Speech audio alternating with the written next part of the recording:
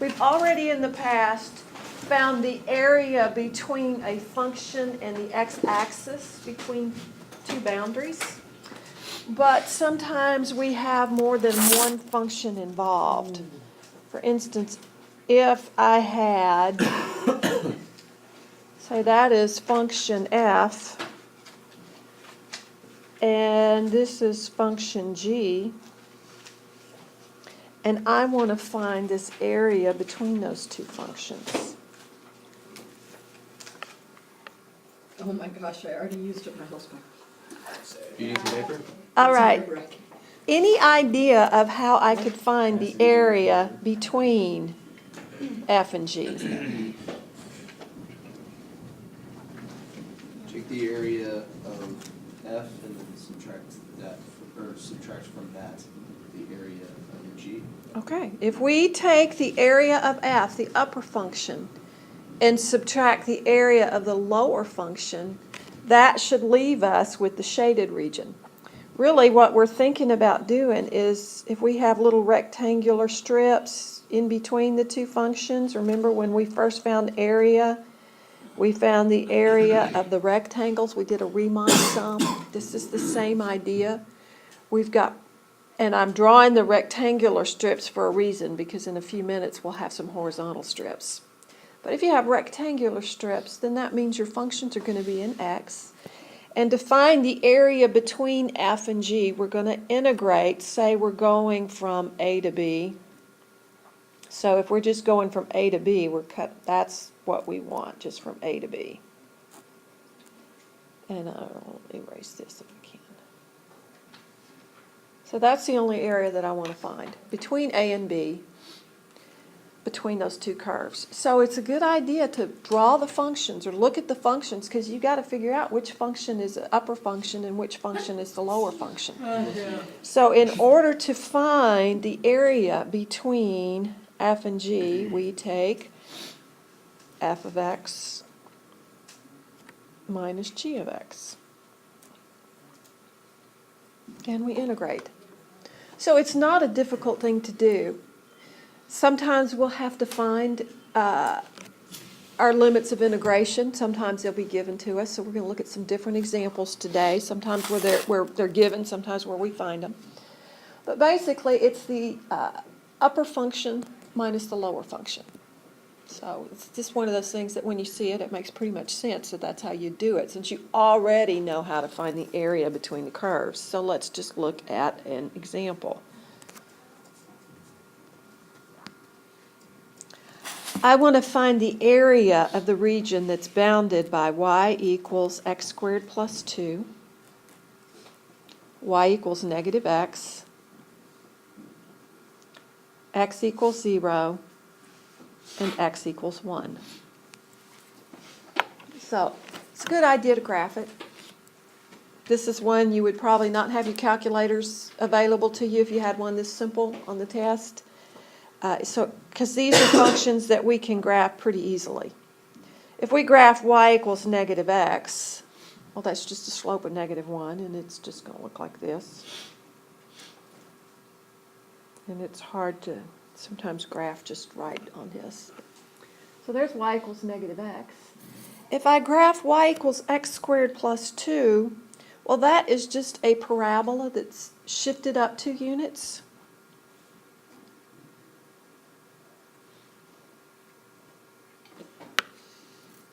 So it's easy to see which is the upper function and which is the lower function. And now I am going between x equals 0 and x equals 1. So if we were to look at the area, that's the area that we're looking for. And is this what you said, where you can have horizontal? Now this is going to be vertical strips. Okay. We use horizontal strips if you have a function that's in y that's not easy to change to x. So, and we'll see an example of those in a minute. So, which is the upper function? Y equals x squared plus 2. X squared plus 2. So we are going to integrate this function from 0 to 1. Don't forget your limits of integration. You always want to put your limits. And we're going to do x squared plus 2 minus a negative x. So it's probably going to be easier if we go ahead and simplify that before we integrate it. So we'll have x squared plus x plus 2, and no, you don't have to reorder it. I just did it because I'm a math teacher and I like things to be in order, but it's not necessary. But you do want to do your minus the negative. So parentheses are sometimes very important when you're subtracting because you always have to distribute that minus math stuff. So if we integrate here, what are we going to get? X cubed over 3 plus x squared over 2 plus 2x That's it. evaluated at 1 and 0.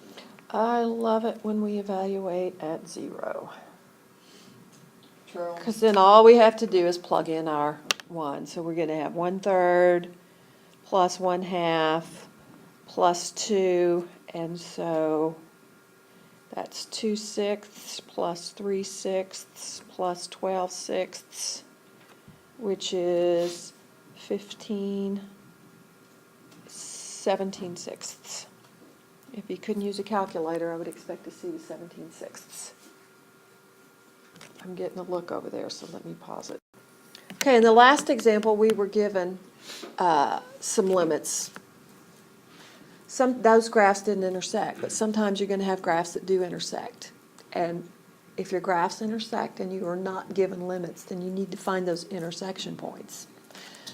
So if we have f of x equals 2 minus x squared,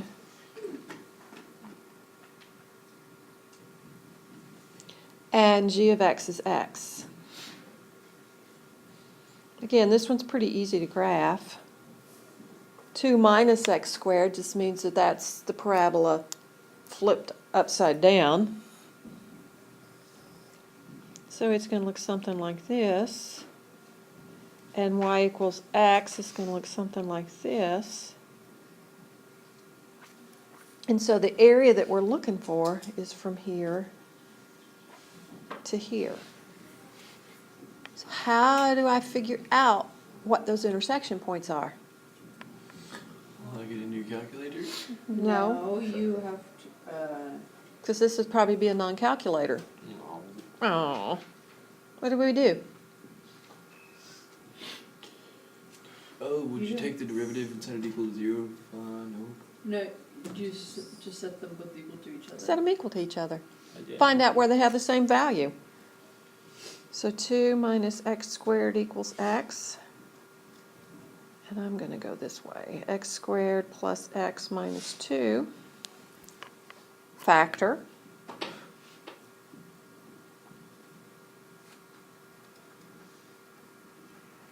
So x can be -2 or x is 1. See, because I drew this, I wouldn't really, and I didn't have a graph, I really wouldn't be able to tell exactly where they're intersected unless I actually set those functions equal to each other. So our limits are what? -2. -2 and -2 and 1. Now, which function's the upper function? the 2 minus x squared. Okay, f of x is the upper function. So we're going to have our 2 minus x squared minus x dx. Okay, so go ahead and integrate that and see what that area is. We all got the right function. What did you get when you integrate? 2x minus x cubed over 3 minus 1/3 x. x It's like That's the same thing as Minus, Oh, x cubed over 2, adding here, 3, right? Yeah, I understand that. Minus x squared over 2. so what do you get when you plug in a 1? 1 minus 2. 1/3 minus 1/2. How about 2 minus 2 1/3 minus 1/3. minus 1/2? Minus 1/2. I mean, yeah, that works. That's what I got. I'm glad that works. 2 minus 1/3 minus 1/2 minus 4. -4 Found my problem. plus 8/3 minus 2. Yes, so the 2's cancel out. It would still be -2. 16 is 47. Yes. All right, so here we have 12/6 minus 2/6, it's 10/6 minus 3/6 is 7/6, Raised to the negative. Oh, that's minus -6 plus 8/3. That's negative 18/3 plus 8/3 is negative 10/3. Wait, I did something wrong. -4 plus 8/3 minus 2. Maybe it was over here. 12/6 minus 2/6. I got 35 over 6. No, that'll be right Did- because then you'll add the 7/6. Minus 3/6. It's your negative 2. Okay, It's supposed to be a positive 2? no, it's negative. So we have minus a -4. Oh, whoops, I think. This would be 4 divided by 2 is 2, plus 8/3. Okay, so this is negative 10/3. Oh, okay. That may be my problem. Is 7/6 plus 26, that was it, which is 27/6, which is 9/2. What? Got 35 over 6. Okay, we're looking at the sine of x and the cosine of x. We saw that there are several regions that have an equal area, and we are looking at the shaded area and we have to determine where those are equal. We said that the sine of x and the cosine of x are both positive in the first quadrant, and they're both negative in the third quadrant. So that sets up our limits of integration. In the region that we're looking at, even though they don't look like it, all of these regions have the same area. In this particular region, the sine of x is above the cosine of x. So we're integrating that. Write it like that. Okay, so we've got a negative And then it's. cosine of x minus the sine of x. And it's, I think, gentlemen, I think it's easier if we'll pull out that negative. Great, high five. I believe your calculations would be easier.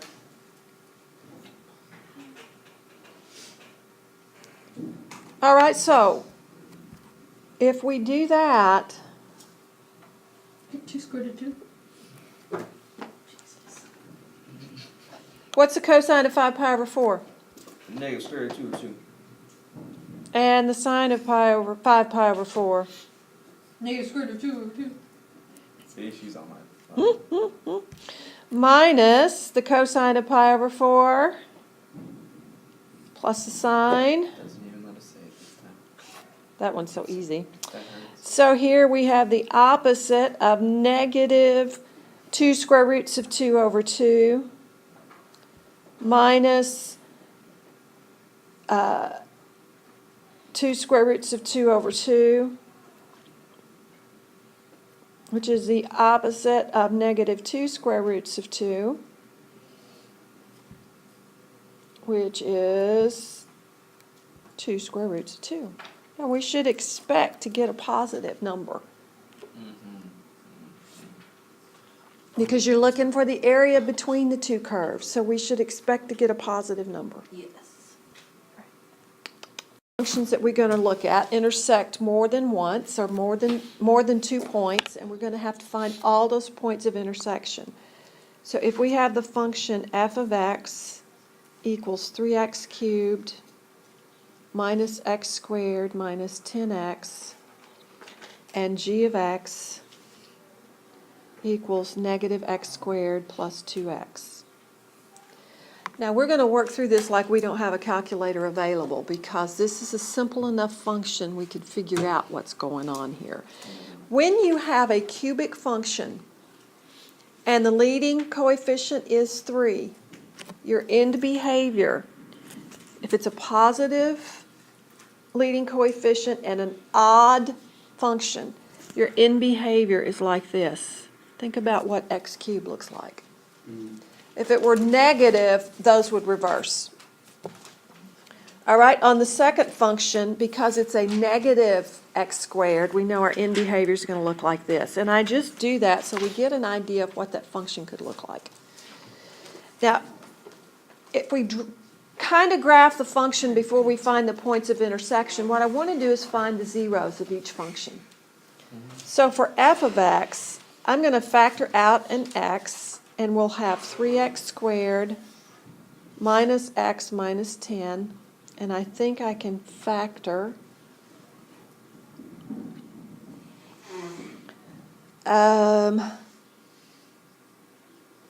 if I do a 2 and a 5, that's going to give me 10.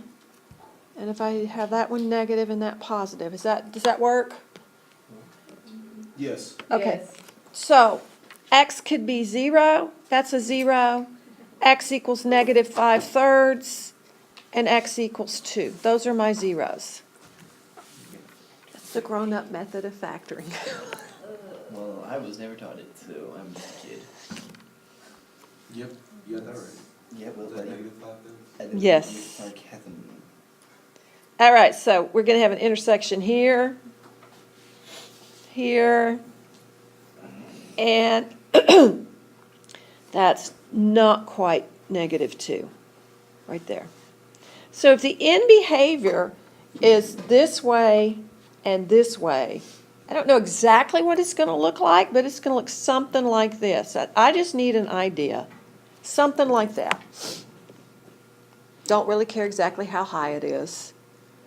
Now the other one is a parabola.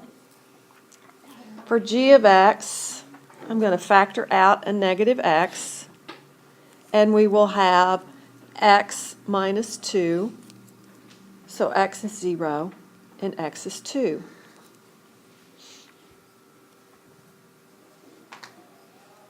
So those are the zeros for g of x. And g of x is going to look something like this. And down here somewhere, they're going to intersect again. So we've got to figure out where they intersect. We've already found 2 intersection points because they have the same zeros. How do I get that third intersection point? Set them equal to each Set them equal to each other. So 3x cubed minus x squared minus 10x equals negative x squared plus 2x. Well, those cancel. And we'll have 3x cubed minus 12x. So factor out an x, a 3x, and we get x squared minus 4.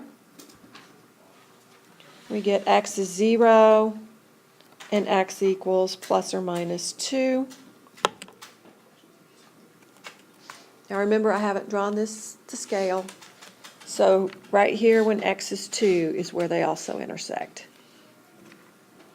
Okay, that line. Okay. Now, what happens when we go from negative 2 to 0? Which function's on top? The f of x. F of x. But when we go from 0 to 2, which function's on top? G of x. So we have to do 2 separate integrals here. It's not even nice. Because we've got f of x on top here, but g of x on top here. So the first one is like the integral from negative 2 to 0 of the g of x, the f of x minus the g of x. Negative 2 to 0 of f of x minus g of x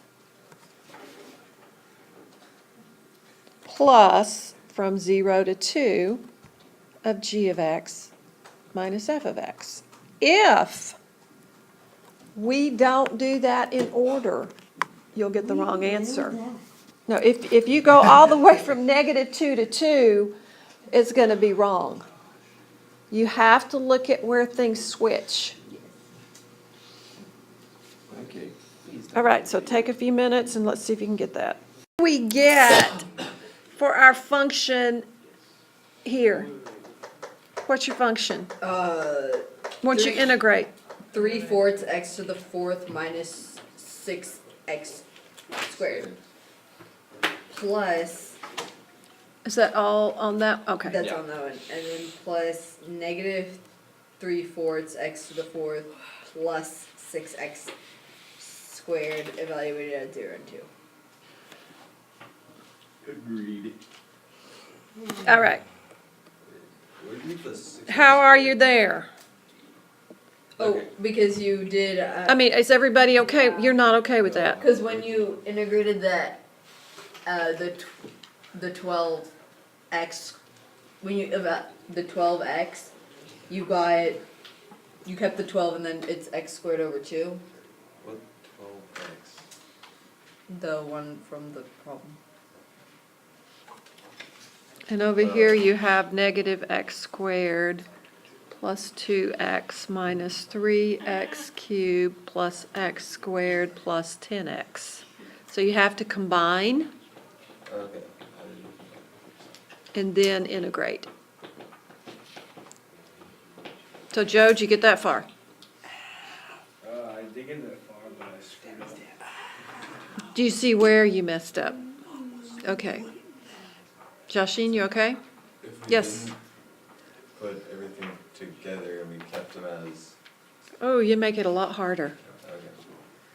Yeah, that a would lot just- harder. And then So- putting in 0 for everything. So don't forget, it's 0 minus, Yeah, and you get a 12 here. so you get minus 12 plus 24. You get that negative. So, Plus, then I got it. and I think this is 24 minus 12. So 12 plus 12 is 24. Okay.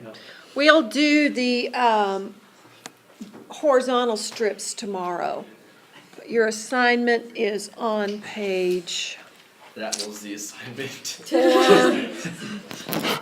I can't read the board. Definitely need reading glasses. 418, I believe. Yes, That's today. 5, Three advisory? 9, and 21 to 30 every third. Three advisory. That's not very many problems. Everybody vote for Grace Nay. So Can we please vote? do these problems. I loved her.